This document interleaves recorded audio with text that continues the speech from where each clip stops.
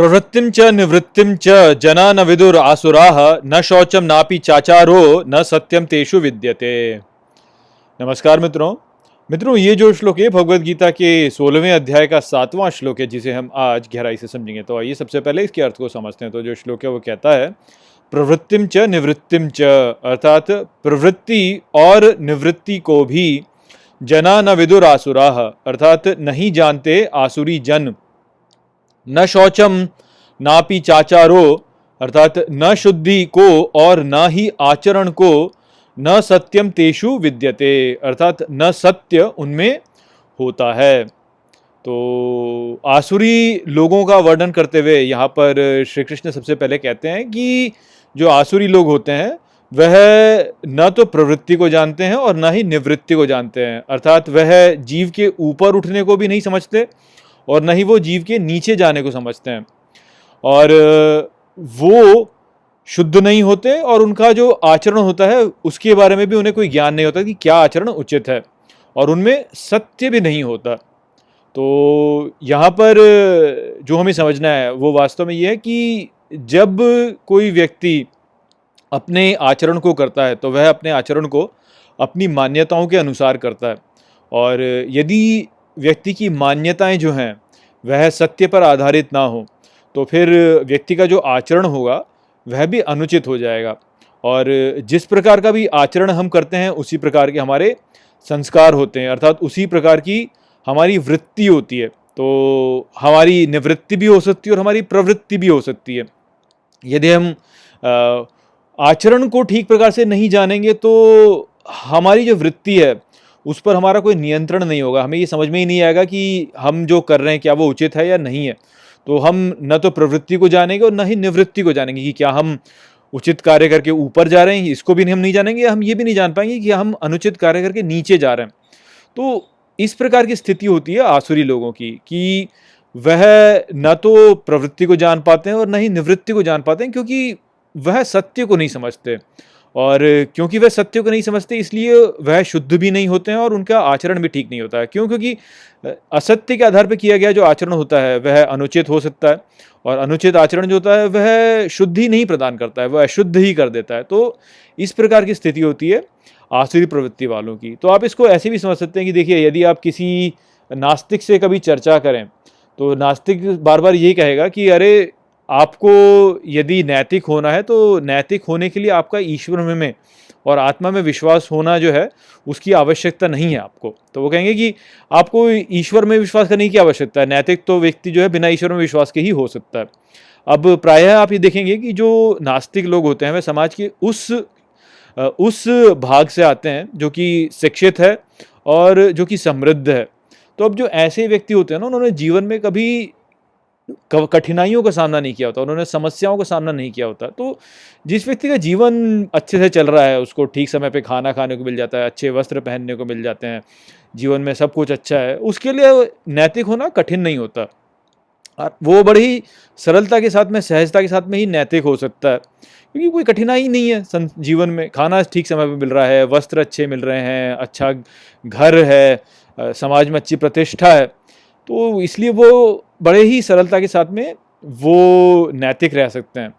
किंतु यह ही व्यक्ति यदि समाज में कुछ भी कठिनाई का सामना करें, या आप वैसे भी देख लीजिए कि जीवन में अभी कुछ कर रहे हैं और एकदम से मान लीजिए उनको किसी समस्या का सामना करना पड़ जाए, तब आप देखिए कि वह शांति नहीं रख पाते हैं और उनका मन अशांत हो जाता है और फिर वह अनैतिक कार्य कर बैठते हैं।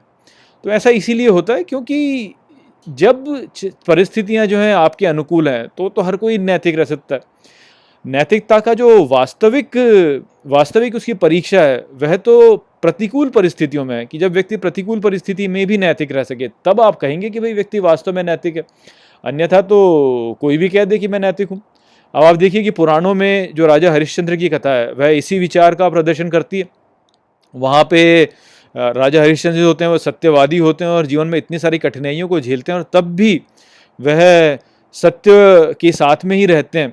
तो ये है जो कि वास्तविक नैतिकता है, और इस प्रकार की नैतिकता व्यक्ति केवल तब ही रख सकता है जब उसका ईश्वर में विश्वास हो। देखिए, जब जीवन में आपके साथ में अन्याय होता हुआ घट रहा हो और तब भी जो है आप पूर्ण नैतिकता से अपने कार्य करते रहें, इस विश्वास के साथ कि मेरा ईश्वर में विश्वास है, तो तभी तो वास्तव में आप कह सकते हैं कि आप दिव्यता की ओर जा रहे हैं, आप दिव्यता की ओर बढ़ रहे हैं। जिसका ईश्वर में विश्वास नहीं है, वह वास्तव में ऐसी स्थिति में, जैसी स्थिति राजा हरिश्चंद्र ने अनुभव की, उसमें अपने मानसिक संतुलन खो बैठेगा और वह निश्चित ही जो है सत्य को छोड़ देगा।